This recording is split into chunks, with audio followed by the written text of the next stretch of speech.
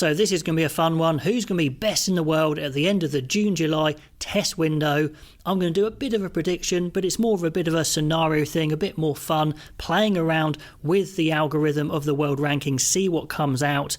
And first of all, the world rankings I know isn't a perfect measure of who the best is, because people play different people. There's different fixture lists. Part of the reason why they're trying to get a world league going. But the actual algorithm, I would say, isn't too bad. I've done a whole video on it. I'll link it at the end of this video. But basically, it's done on the ratings before the match. You take a difference between the ratings, and if a side a long way below beats a side a long way above, they move up more points than if they were close. It also allows for home advantage, so you get more points for winning away. I think that probably is fair enough, especially some of these games, say going away to South Africa is a super tough place to go, so it takes that into account. It also weights things like if you win big, and they say big by 15 or more points, that counts for more. And also, of course, if it's part of the World Cup finals, then it's doubled points. So if you do well in the World Cup, like South Africa, you're going to get a lot more points, and I think that's fair enough as well. So the actual algorithm, I don't mind too much. I'm going to plug it into this algorithm calculator that someone's devised online, so thank you so much for doing that. It was a lot of fun, although yes, it did make my head hurt. So summer fixtures, let's go through it. And I'm going to make a lot of assumptions for the first part of this video, where I just go through a number of different scenarios, and then at the end of the video I'm going to do my actual predictions and just see what it does to the world rankings. Does it move it a lot?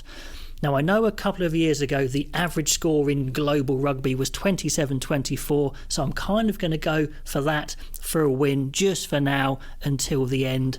Looking at the fixture list, and I know there are more games than this going on, but I'm focusing on those ones in the top 10 mainly. In week 1, we've got Japan, England, South Africa, Wales. So I'm going to just say, for argument's sake, as a base, England win, South Africa win. And that's all I'm doing for this first scenario, just taking a rough guess of who I think will win. Australia, Wales, I say Australia still get it done.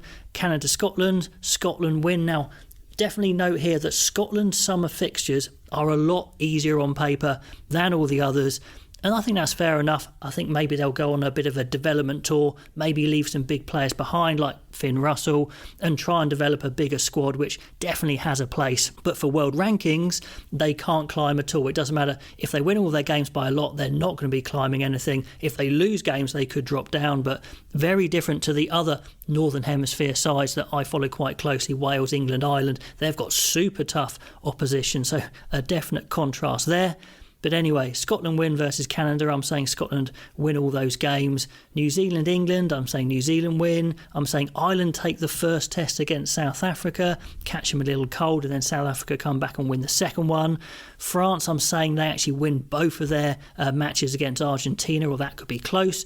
And you can see how I've kind of scored the rest. Scotland win against the USA. Australia get the double against Wales. New Zealand get the double against England. South Africa get that second one against Ireland. Yeah, France win both against Argentina, although it could be 1-1, but I'm going for that.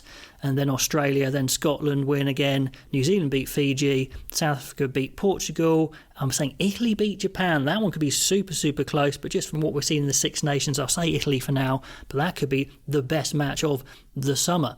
And then Scotland beat Uruguay. So if that was the case, I lob them all in to have this baseline, and it actually gives no place changes towards the top of the rankings, but lower down there are a few. And if Italy do get that win against Japan, they leapfrog Argentina, assuming France do beat them twice, and Wales would slip down to 11th. So even on my kind of baseline first try, Wales still slip outside the top 10. So it's such a tough summer for them. They've got a lot to play for to kind of save face, if you like. So then I reset, went to another scenario. I'm saying Ireland winning one game in my baseline, but what do they need to get to number 1? Very simple. Well, it's going to be very hard, but it's simple mathematically. They've just got to win both. Do you think that could happen? But if they do beat the world champions back-to-back away from home, I think subjectively you can say they're number one and mathematically here. So that's the big one to watch out for. Can Ireland do that? It's going to be pretty awesome to see. And I did experiment around with Scotland's changes. And yeah, even if they drew against Uruguay, I'm not sure why I chose that, it would actually take a full point off them. And if they lost a game, it would drop them down. But like I said, I think they're going to go for more of a development tour. Then I reset the baseline again. Let's have a look at England. 1 win for England won't change the dial, but 2 wins jumps them up, which is a massive task. 2 wins away from home against New Zealand, but that's what they'd have to do to make a big jump up. Next, I looked at Wales. What would it take for them to start their long road back? Well, 1 win against Australia just keeps them at 10th, so they don't really move there. Let's keep South Africa winning their game against Wales, but let's say Wales win both of their games against Australia. They do move up 1 place to 9th, and Australia actually fall outside the top 10. So a fair bit to play for Australia and Wales there. That could be a real tough one for sure. Let's see if Wales can be competitive. Australia will have to be better than they were in the World Cup, so both a lot to prove. Now, I played around with loads of different scenarios, but a couple more I want to bring to you is the ultimate Southern Hemisphere domination, where South Africa, New Zealand, Australia and Argentina, they win all their games, and I'm going to say they win one of their games by more than 15. Of course, they could win both by more than 15, but let's just say one for now. And Japan win all their games. I know they're not Southern Hemisphere, but let's include them there.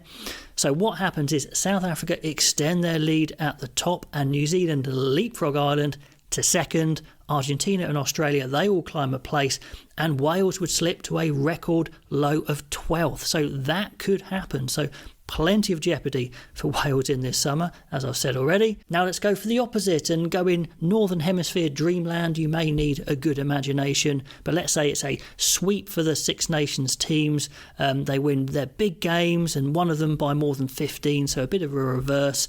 And England would fly up from 5th to 2nd, and Wales would climb to 7th, for example. And yeah, that is pretty fanciful stuff, but it is possible. So all that's left to do is to make my final prediction call. Of course, it's a long way out. It's just a gut feeling, but let's go for this. Let's see what would happen if I put all these scenarios in. You can have a look at the scores that I've gone for there, and literally no change. So fairly funny, even with the way I think it might go, there's literally no change, and the only one that would be suffering is Wales, who would slip outside the top 10. So I'm not going to read through all those results, but have a look at them to see what I've called and where. So in conclusion, from a Northern Hemisphere perspective, they kind of need some extreme results to make some big changes to shift that dial. For Wales, it's probably going to be damage limitation. Scotland, they can't really move up, but they could move down, but I don't think a lot's going to happen there. So I do think the big story is going to be, apart from Wales, can Ireland go back-to-back against South Africa and then mathematically be world number one, and probably subjectively as well. So let me know what you think of all those scenarios. What's the most likely one? Have a play around yourself. Love to know what you think, and I'll catch you next time.